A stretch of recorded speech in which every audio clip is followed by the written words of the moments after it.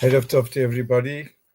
We'd like to thank Maureen and Colin Franco, who are dedicating this plaque in this video. It's in honor of Colin's parents, his mother Irma Miriam Bat Hirsch, Zichronah Livracha, and his father Ernst Aaron Ben Dov, Zichronah Livracha, and Yiratzon, that amongst other things in the schut of the Dvar Torah, as I say, among other things, that the neshama should have an aliyah in Gan Eden. We read in Parshat Kedoshim, Acharé Mot-Kedoshim. We know the famous Ramban that who defines Kedoshim, holiness, as being ehrlich, as being someone who's more sensitive and who's less material. The Ramban famously says that a person technically could have all his foods kosher, it can all be glut, and at the same time he can be someone who's gross if he eats like a glutton.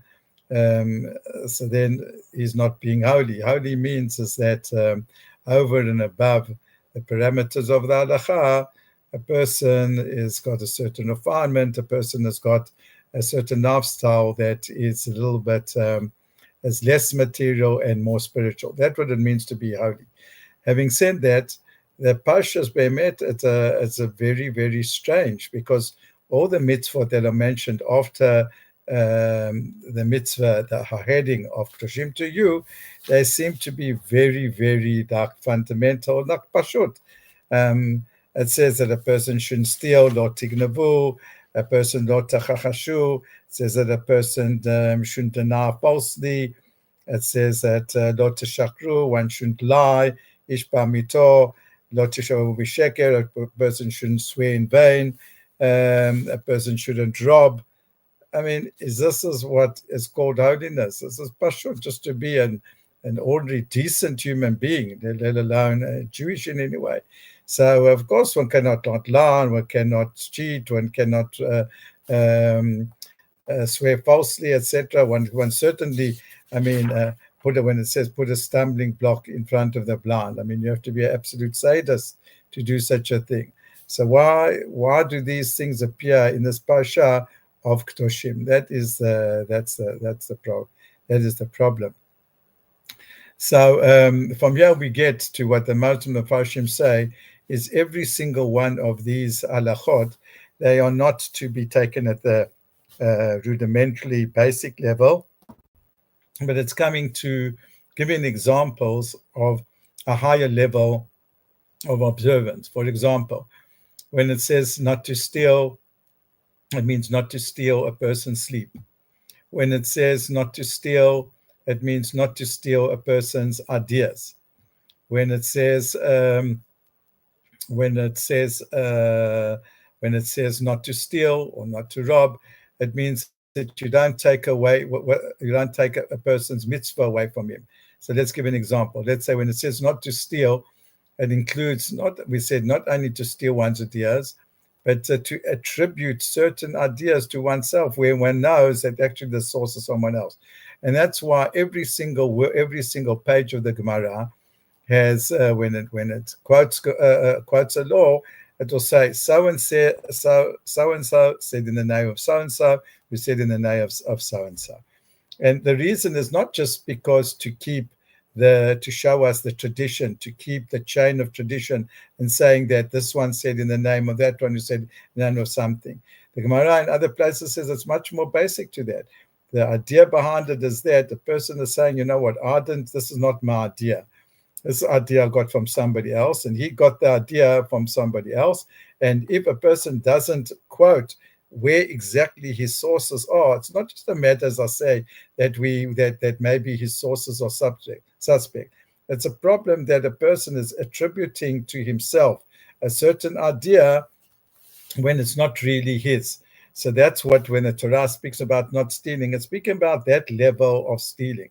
When it speaks about, for example, stealing a person's mitzvah. So certain people, like you see it, unfortunately, there's a lack of ehrlichkeit sometimes in the community. And a person wants to like be frum. So you're about to give someone, let's say, the honoring of benching, and then someone will jump and he will take the mitzvah, or he'll jump now, and what he'll do is he'll I don't know, he'll go and kiss the Torah before everybody else, like push a little bit in order to get there first, as if what he's doing is that he's showing that how much more like passion he has about connection to Torah. So that's why the Torah, that when it says over here, not to rob a person of his mitzvah.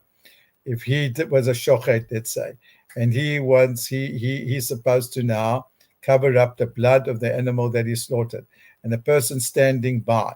And what he does is, he's going to do the mitzvah. And he comes now and he quickly takes a spade. And what he does is he covers the blood. So that's mamash stealing. And the Gemara says that in Baba Kama that there's a fine for stealing a person's mitzvah. So that's what we're speaking about over here. Or when it says that you shouldn't steal, or that you should delay in giving a worker his wages. The Meir Shiluach says that it doesn't only apply to wages. You know, the wages is something that a person needs in order for his physical sustenance, and you're not allowed to delay giving him his wages which he worked for. And the Meir Shiluach says that what is included in it is anything that a person actually needs for his sustenance. So if a person needs certain prayers for to be said on his behalf, he'd see his person who's an ill, and a person then doesn't pray for him, so then that's considered that he's withholding wages. He's withholding something that you have to give him. So this is the answer to this problem of what we're saying. We'll just give one more example on this principle, which all the Mefarshim say in various ways. And let's say it says that a person's are not allowed to steal.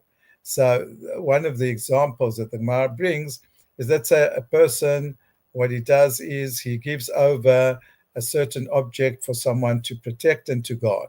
And he notices that it could be even in the context of education, or in a person's children, or in the army. It can be in many, many different contexts. And he noticed that the person is a little bit tardy, he's not so vigilant, he's not. So what he does is he wants to teach him a lesson.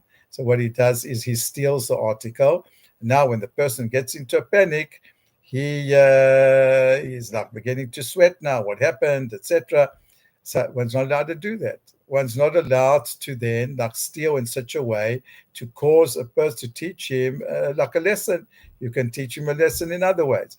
On this last example, there is a little bit of like a problem, because we do see that in the Gemara, it says that you're not allowed to put a stumbling block in front of the blind. And yet the Gemara says that there were people who tested their children. For example, they'd said things which were very difficult, and they wanted to test their children, or to educate them that the children shouldn't react violently to their parents. And the Gemara says, how could they do it? It's lifnei iver lo titen michshol. To go and tell a teenager to speak into a teacher in a certain way, and when you know that he can rebel, so you have to be very careful. So how can we put a person in a situation where he can rebel? How can we now to teach someone a lesson like steal, and then the Torah comes and tells you that you can't do it? I mean, even without there's a problem lifnei iver. And so it's not always clear. The Gemara says many times you have to warn almost and tell the child up front, or tell the guard that maybe up front that you must be very careful, because maybe you will be tested. So then it's allowed. Bottom line, what we try to say is the Torah tells us that a person has to be kadosh, he has to be holy. And what we asked was that in all these mitzvot which are describing holiness, they seem so absolutely so simple. They seem like not only simple, they're like basic, just to be like a mensch, not to be even someone who's like a tzaddik. And what we've explained is, just by these very few examples that we've just brought, is to teach us that there is like a wide level, there's a great domain on how these mitzvot can apply. So, as I said, these examples are coming to tell you that even not finer details of not stealing a person's sleep in any way, not stealing his idea, not quoting something in another person's name, that also is a violation of Kedoshim to you. And it's trying to tell us then that we have to live all these basic laws on a much higher level. Shabbat Shalom Lekulam.